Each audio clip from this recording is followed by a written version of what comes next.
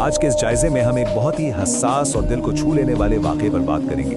یہ محض ایک کہانی نہیں ہے، بلکہ خاندانی قربانیوں اور ایک ایسی خاموش محبت کی عکاسی ہے جو اکثر ہمارے معاشرے میں نظر انداز ہو جاتی ہے۔ یہ آخر تک دیکھنا، یہ الفاظ پڑھ کر اکثر ہم جلدی میں آگے بڑھ جاتے ہیں، لیکن یقین مانیے اس واقعے کے آخری الفاظ سیدھے دل پر جا کر لگتے ہیں۔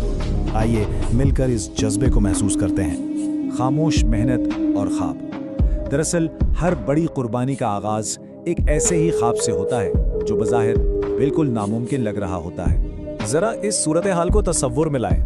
ایک طرف ایک غریب لڑکا ہے جس کی آنکھوں میں پڑھنے اور کچھ بننے کی چمک ہے، اور دوسری طرف گھر کی وہ تلخ حقیقت ہے کہ جیب میں بالکل پیسے نہیں ہیں۔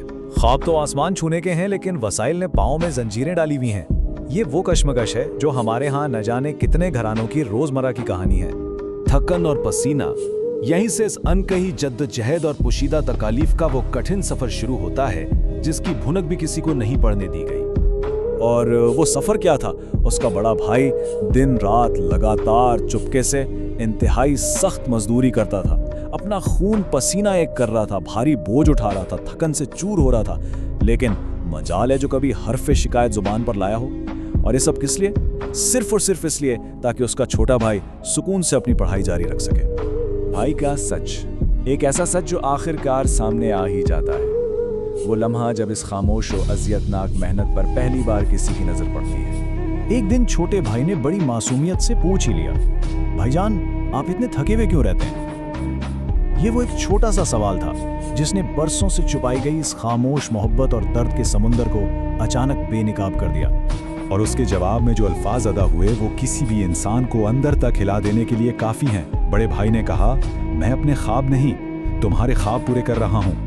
ذرا غور کریں ان الفاظ پر، یہ محض ایک جملہ نہیں ہے، یہ محبت اور بے لوث قربانی کی وہ انتہا ہے جہاں انسان اپنی ذات کو مکمل طور پر مٹا دیتا ہے۔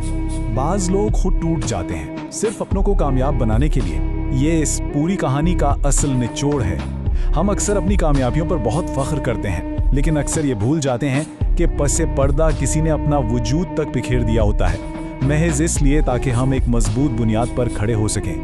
واقعی حقیقت یہی ہے کہ بھائی جیسا کوئی نہیں ہوتا۔